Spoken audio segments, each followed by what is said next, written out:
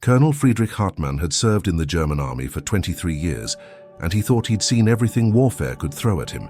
He'd fought in Poland, France, and spent 3 brutal years on the Eastern Front facing the Soviet juggernaut. But nothing in his experience had prepared him for what General George S. Patton would accomplish in December 1944. Hartmann commanded a regiment in the 5th Parachute Division, positioned south of Bastogne, Belgium, tasked with maintaining the siege that was supposed to starve out the surrounded American forces. He was about to witness a military maneuver that would be studied in war colleges for generations to come. The German offensive that would become known as the Battle of the Bulge began on December 16, 1944. It was Hitler's last desperate gamble to split the Allied armies, recapture the vital port of Antwerp, and force the Western Allies to negotiate a separate peace. The plan was audacious: strike through the Ardennes forest, where the Americans were weak, drive to the Meuse River, and then wheel north to Antwerp. For the first few days, the plan worked brilliantly. German forces smashed through surprised American units, creating a massive bulge in the Allied lines. By December 20th, the strategically important town of Bastogne was completely surrounded. The 101st Airborne Division, along with elements of the 10th Armored Division and various other units, found themselves cut off and under siege. Bastogne sat at a crucial road junction. 7 major roads converged there, making it essential for German logistics. If the Germans could take Bastogne, they could use those roads to move supplies and reinforcements forward. If the Americans held it, the German advance would be crippled. Hartmann's regiment was part of the southern encirclement, dug into positions near the village of Astonishing. His men were veterans, tough and experienced, but they were exhausted from years of constant warfare.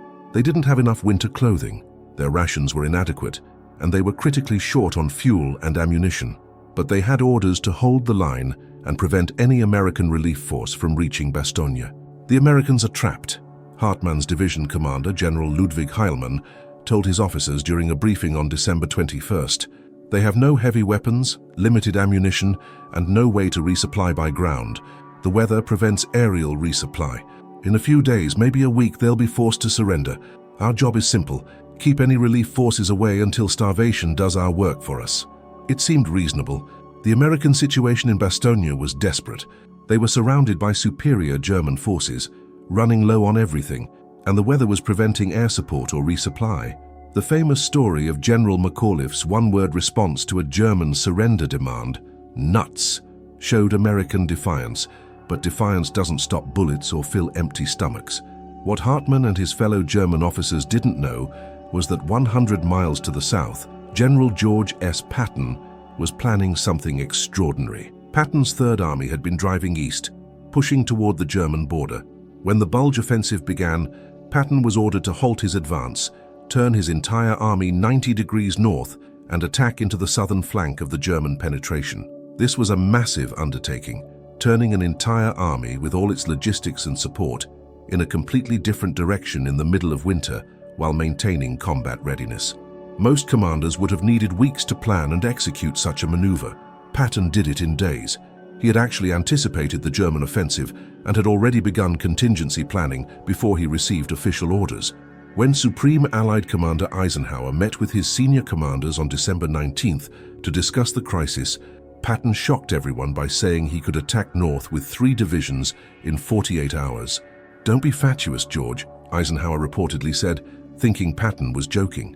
But Patton wasn't joking. He'd already issued warning orders to his staff, had already begun repositioning units, had already worked out the logistics. While other commanders were still assessing the situation, Patton was ready to move. On December 22nd, Patton's Third Army began its attack northward.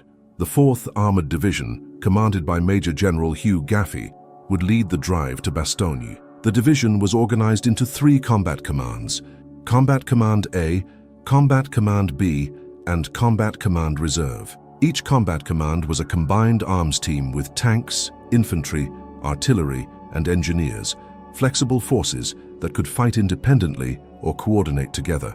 Lieutenant Colonel Creighton Abrams commanded a tank battalion in Combat Command B. Abrams was a hard-charging officer who believed in aggressive action and leading from the front. His battalion would become the spearhead of the relief effort, and Abrams himself would drive one of the lead tanks into Bastogne.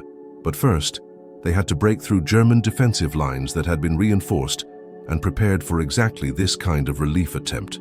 The weather on December 22nd was brutal. Snow and freezing rain made the roads treacherous. Visibility was poor, which grounded aircraft and prevented air support. The Americans would have to fight their way north without the overwhelming air superiority they'd come to depend on. It would be a ground battle, tank against tank, infantry against infantry, artillery against artillery. Hartmann first learned that something was happening when American artillery fire began falling on his positions around noon on December 22nd. It wasn't the random harassing fire they'd been experiencing. This was systematic, heavy, concentrated fire designed to suppress defensive positions and clear the way for an attack. He immediately ordered his men to take cover and prepare for an assault. "Here they come," shouted one of his company commanders, pointing south. Through the falling snow, Hartmann could see American tanks advancing, Shermans mostly, supported by infantry in half-tracks and on foot. His anti-tank guns opened fire, and the battle was joined.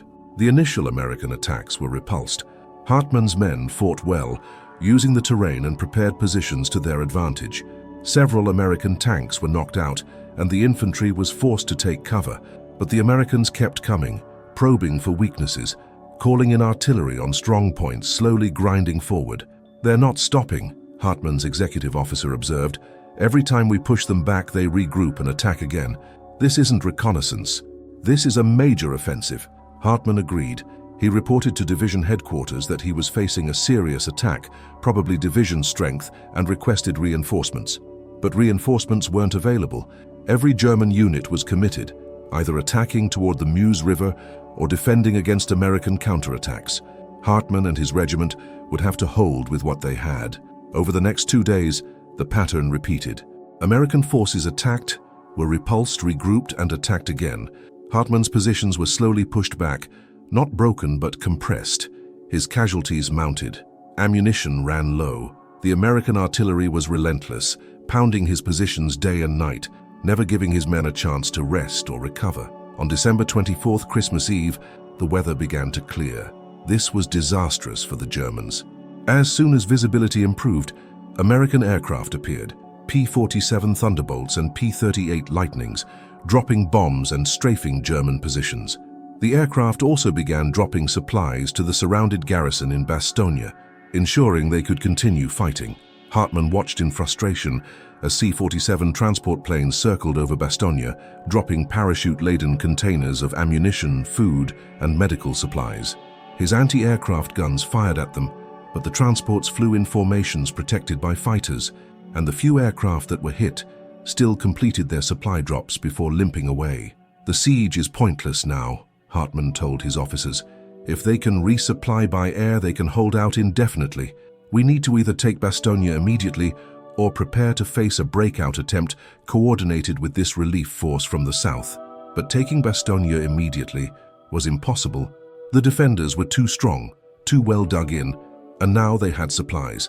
And preparing for a coordinated breakout was difficult when they were already fighting off constant attacks from Patton's Third Army.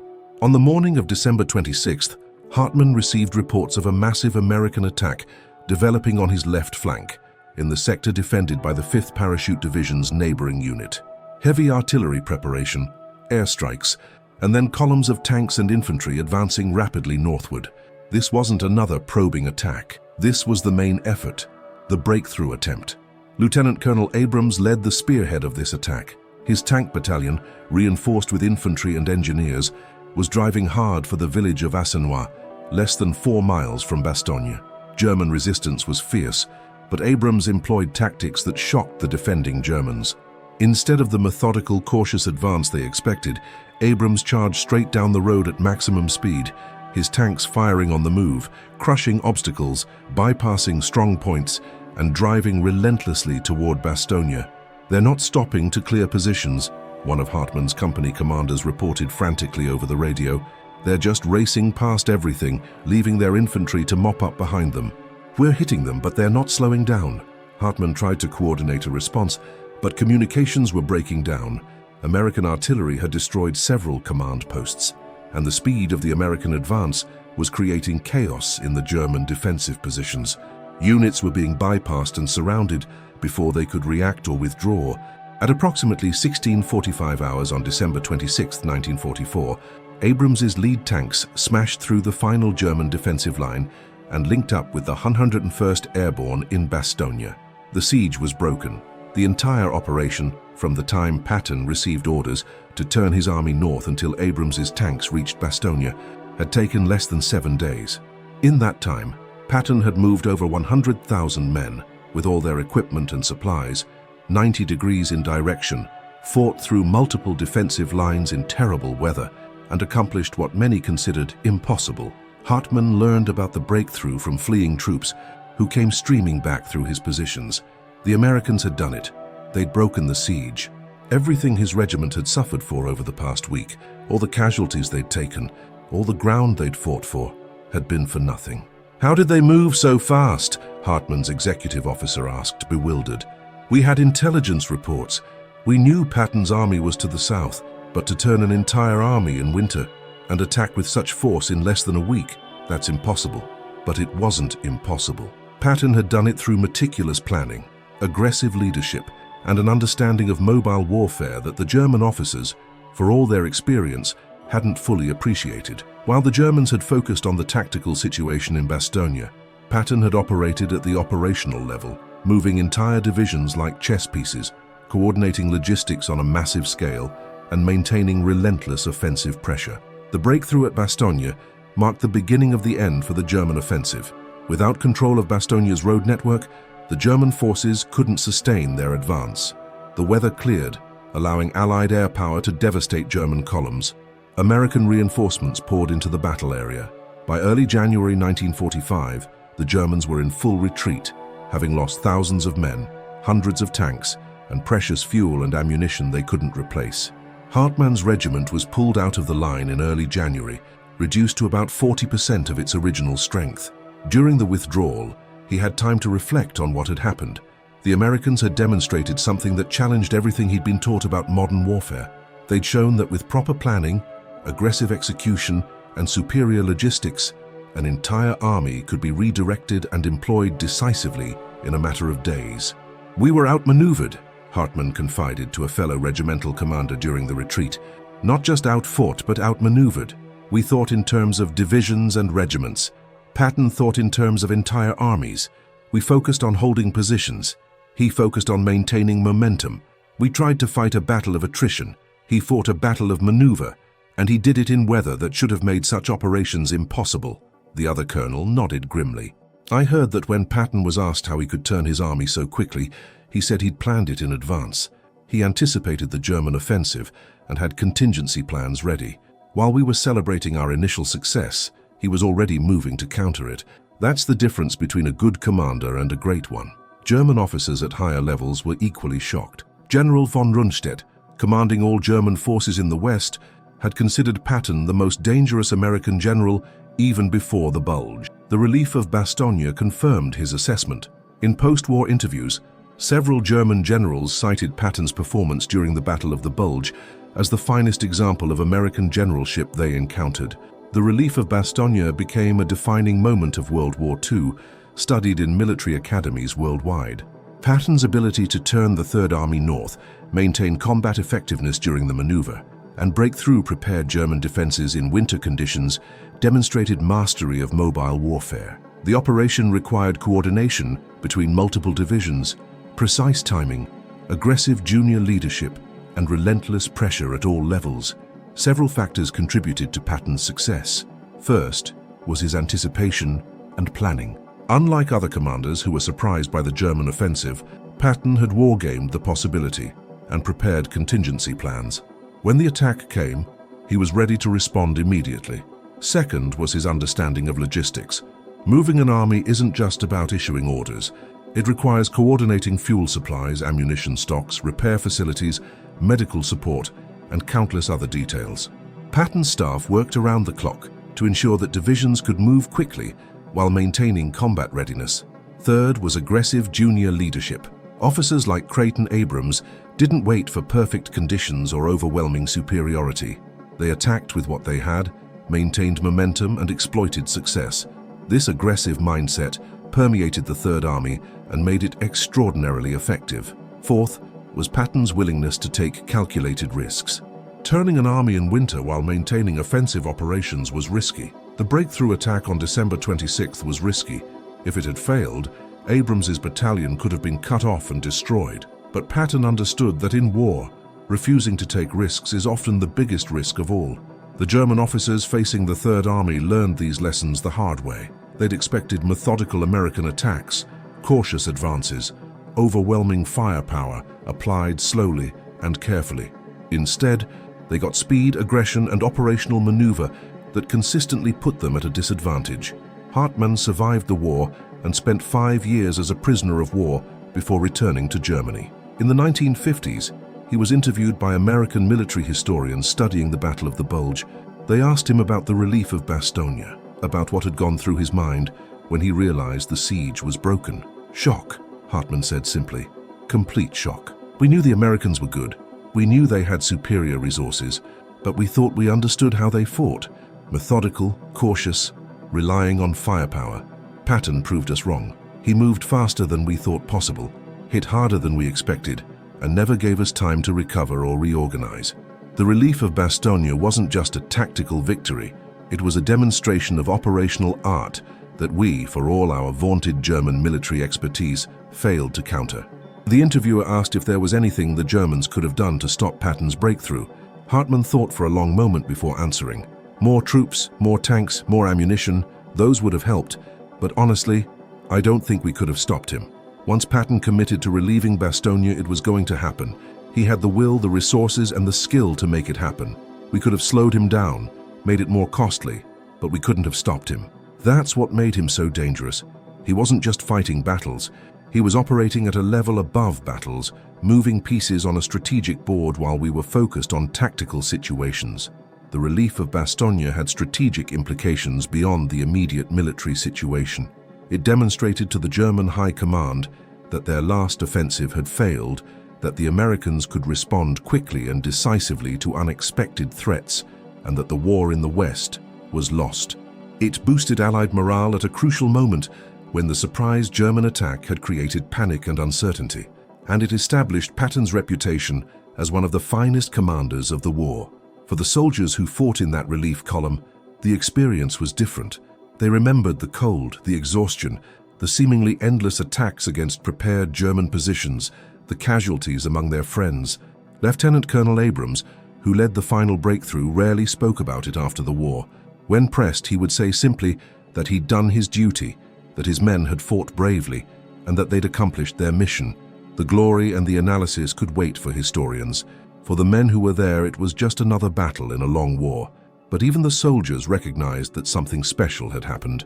To move an entire army in winter, to fight through multiple defensive lines, to break a siege that seemed unbreakable, that was extraordinary. And they knew it was extraordinary because they'd been part of it, had seen it happen, had contributed to it with their sweat and blood and determination. The German officers who faced that relief effort knew it too. They'd been outmaneuvered by a master of mobile warfare, had watched their carefully prepared defenses shattered by aggressive American attacks, had seen their strategic plans collapse because one American general refused to accept that turning an army in winter was impossible. Years later, when military historians analyzed the operation, they marveled at the complexity of what Patton had accomplished. Modern armies with better communications and transportation still struggle to execute similar maneuvers. The fact that Patton did it in 1944, in winter, while maintaining combat effectiveness, remains one of the finest examples of operational command in military history. For Hartmann and his fellow German officers, the relief of Bastogne was a turning point in their understanding of the war. They'd entered the Bulge offensive with hope, believing that one successful attack could change the strategic situation. They ended it in retreat, having learned that the Americans they'd often dismissed as merely rich and well-equipped were also capable of operational brilliance when led by commanders like Patton. The shock wasn't just tactical or operational, it was psychological. The Germans had prided themselves on their military expertise, their superior tactics, their battlefield prowess. To be outmaneuvered so completely, to watch as an American general accomplished in days what should have taken weeks, challenged their fundamental assumptions about warfare and their own capabilities. That was perhaps Patton's greatest achievement during the Battle of the Bulge. He didn't just relieve Bastogne, he shattered German confidence, demonstrated American operational capability, and proved that aggressive, well-planned maneuver could overcome even the most difficult circumstances. The German officers were shocked, and they remained shocked even years later, when they had time to study and analyze what Patton had accomplished. The relief of Bastogne stands as a monument to what can be achieved when strategic vision, operational skill, aggressive execution, and individual courage combine. Patton provided the vision and the operational plan. His staff ensured the logistics worked. Officers like Abrams provided the aggressive leadership at the tactical level. And thousands of American soldiers provided the courage and determination to fight through terrible conditions against a determined enemy. German officers were shocked when Patton used his breakthrough to shatter the siege of Bastogne because they hadn't believed it possible. They'd underestimated American operational capability, underestimated Patton's skill and determination, and underestimated the ability of American forces to execute complex maneuvers under difficult conditions. They learned their lesson, but by then it was too late. The siege was broken, the offensive had failed, and the outcome of the war in Western Europe was no longer in doubt.